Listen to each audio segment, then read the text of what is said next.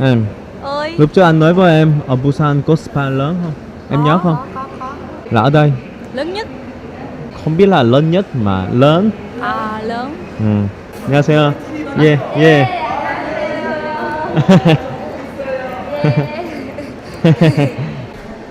Đi đâu?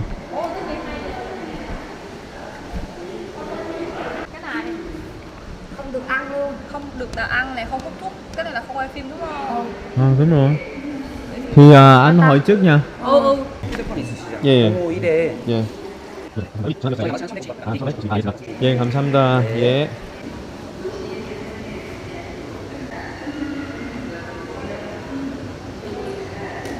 Em, người ta vẫn không nghe.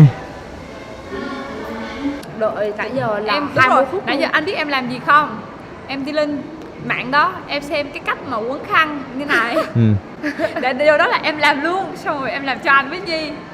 Nhưng mà bây giờ không có. Em, Ờ. thì bây giờ chúng ta đi uống cà phê đi. Ok. Mày không có tiền đâu coi gì mà coi. Có tiền mà coi. Tiền muốn có tiền xong rồi. Coi xong Uống cà rồi nói phê em là latte. Nhi Em coi muốn tao uống cà phê latte. Nhi coi tao Em đeo muốn cái cà này phê nè. latte. Em muốn cà phê latte. Xong rồi nói là Không muốn coi kính nữa. cho tao mượn thẻ đi. Không. Thẻ của tao. Nước.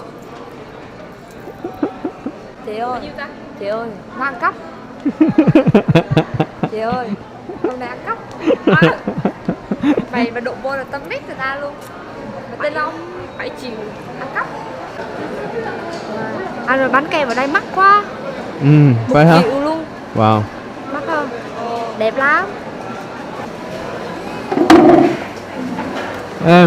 Em muốn cái gì? Coffee latte. Em thì sao? Cái hồi trước anh gọi cho em nhớ không? Cái gì ta? Ngày đầu tiên em đến Hàn Quốc. Xong em muốn nhớ không? Không nhớ. À, coffee latte đi. Em, sao không ngồi? Ngồi đi, vô đi. Lúc đòi ăn bánh mà 7 giờ cướp. Anh ơi, cho em một cái đi.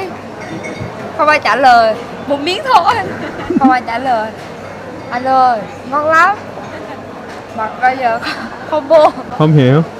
Không hiểu, không biết tiếng Việt. Không biết bán là cái gì. Đúng rồi, bỏ đi, kệ À. nó. 라테 라테 두 잔 시원한 걸로 할까요? 아니요, 따뜻한 걸로 주세요. 따뜻한 걸로 하시고요.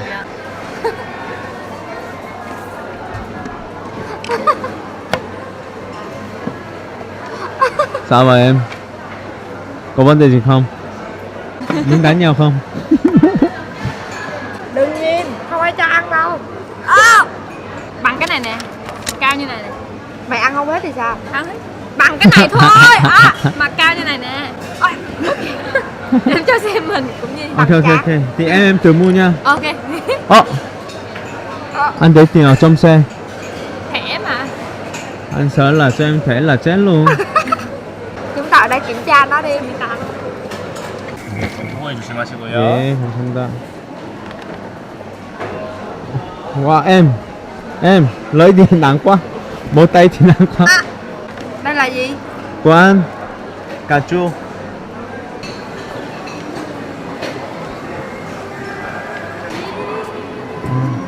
Cảm ơn anh nha. Đi. Xạo hả mày?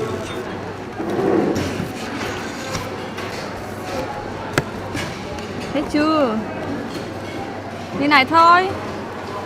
Nóng.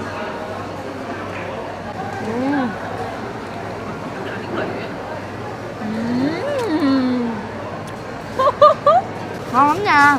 Ngon ha? Ngon lắm. Ăn thử không? Anh ăn thử Không. một miếng đi. Anh không muốn ăn. Ngon lắm.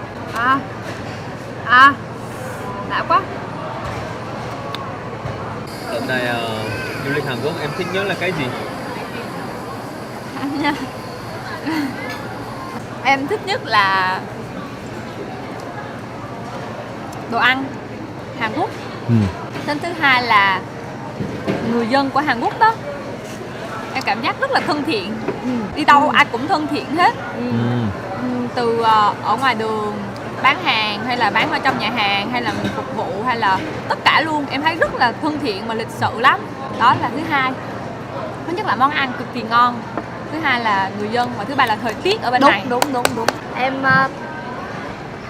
thích nhất là đồ ăn. Thứ hai cũng là người Hàn Quốc đó. Người ta dễ thương, mọi người dễ thương quá, rất là thân thiện nha.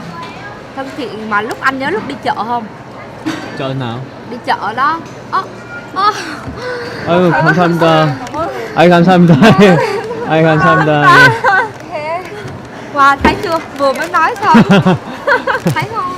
Dễ thương Wow. như vậy đó. Trời ơi, Wow. dễ thương Em quá. với Lũng chỉ là ra ngoài đường uống cà phê thôi mà nhân viên đó, con gái mà nhân viên cà phê đó lấy bánh mà tự mua bằng tiền của mình ra tặng cho em với Lũng, thấy dễ thương không? Trời ơi, Cũng tặng bánh nữa nè. đang nói đúng không? Mà À. đi về lấy bánh mà Ok. em biết cái này chắc chắn là tự mua, 아, không phải là công ty tặng đâu, Đúng rồi, mà là tự lấy tiền mình mua đó. mà dễ thương lắm. Trời ơi, thương quá à. Thấy không? Không thương sao được. Thương chết luôn. Đặc biệt nhất nha, 1, 2, 3 đó mà đặc biệt nhất là ba mẹ của anh. 아. Chưa bao giờ gặp em với Nhi, nhưng mà khi đến nhà của anh chơi thì cảm giác giống như là đã biết lâu lắm rồi và thân lắm rồi, và xem em với Nhi giống như là con gái. biết tại sao không? Em có cảm giác rất là thân Tại vì thiện ngày luôn. nào cũng xem coi tivi. Ba cũng thân thiện luôn. Mua bánh cho em nè. Im đi. Trời ơi, cái này là bắt buộc là em Ừ, nói với anh mua mà. không mua thì cứ đứng ở ngoài không vô. Nhưng mà Wow. Bánh nhiều lắm. cái gì ở trong? Xem. Wow. 4 cái luôn. 5 cái, 1, 2, 3, không, 6 cái. 6 cái luôn. Trời ơi. Hai người đều sai luôn. Trời ơi. Wow. Thơm lắm. Trời ơi. 감사합니다. 감사합니다. À. Trời ơi. Wow. Wow. Làm như vậy hả? À, wow. Chết rồi. Wow. Chào ba.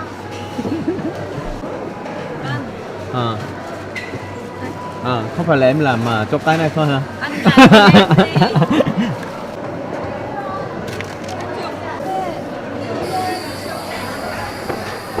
Cảm ơn em. Miao ba. Em, Ơi, khi em ở Việt Nam, có người Việt Nam nào mà tặng như này không? Hay là nhận ra em như vậy không? Ở Việt Nam hả? Ờ.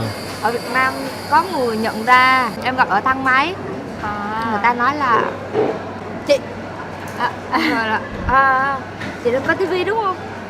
Đúng rồi em. Thằng bồ em ngày nào cũng xem chị.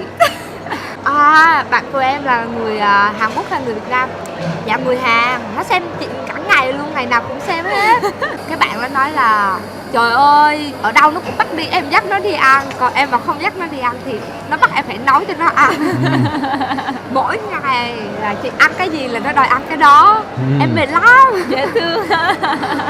Thì hai em đến Hàn Quốc vui ha? Vui. Bất ngờ ha. Bất ngờ ha. Nếu như mà bạn của em ở Việt Nam đó mà em kể như này sẽ Không kêu tin. em là nó xạo. Nó kêu là mày bị tưởng tượng hả? Mày đừng có nói xạo. Bạn em thì không ai tin đúng không? Không ai Không ai tin tin hết. hết. Người ta nói là mày đừng có xạo. Với lại nó là bị điên đó. Tưởng Bị tượng. điên. Tưởng tượng mình là người nổi tiếng. Ừ. Chắc là qua Hàn Quốc xong rồi không ai chơi nên Không, em có bạn nhiều lắm. Em không thích nhất ở Hàn Quốc là gì? Em không thích nhất ở Hàn Quốc.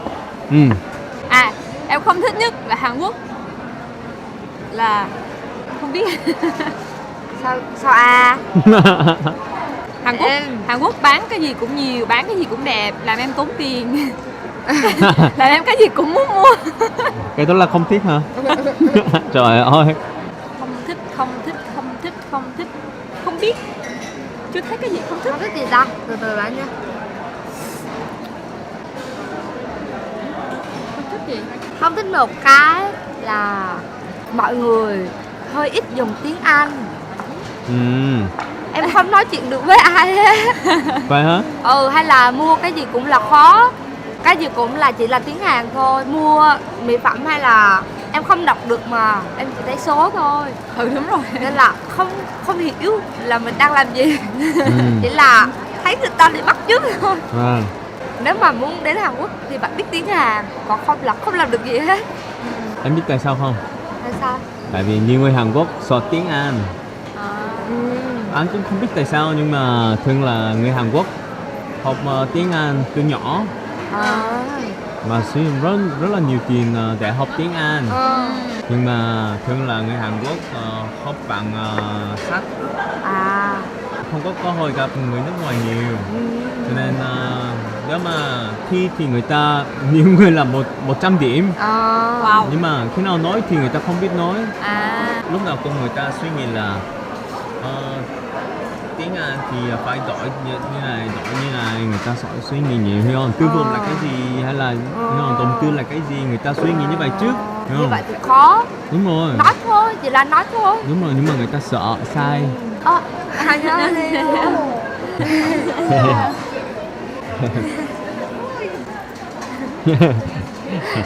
Lũng chỉ thích nói tiếng Việt Nam thôi, không thích nói tiếng Anh. Nhưng mà qua đây cũng là cố gắng nói tiếng Hàn mà không nhớ được.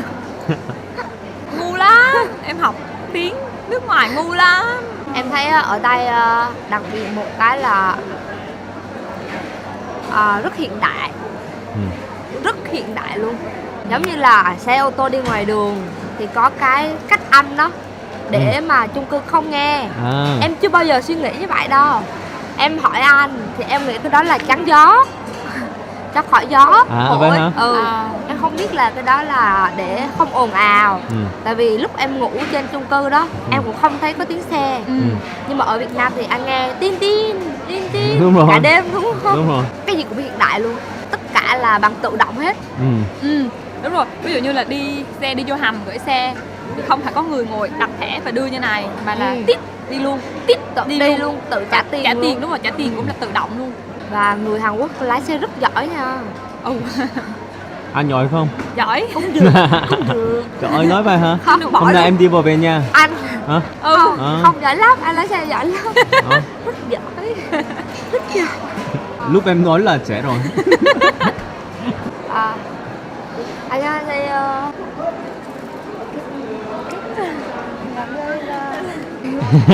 네, 감사합니다. 예, 감사합니다. 안녕하세요. Lúc nãy là Ngại đó. bạn gái nói với bạn trai là cô TV. Bạn trai kêu là không biết. Xong rồi bạn gái kêu không, để cho em chụp hình đi. Xong rồi hơi nhăn một chút chứ mà Phục để cho bạn gái chụp hình rồi mới đi. Em chỉ đến Hàn Quốc để du lịch thôi. Mà em không ngờ là mọi người thích em nhiều, em mới Lũng nhiều như vậy. Thật sự là em mới Lũng rất là cảm ơn mọi người, rất cảm ơn mọi người. 감사합니다. 감사합니다. 오케이. 오늘의 영상은 여기까지. 안녕.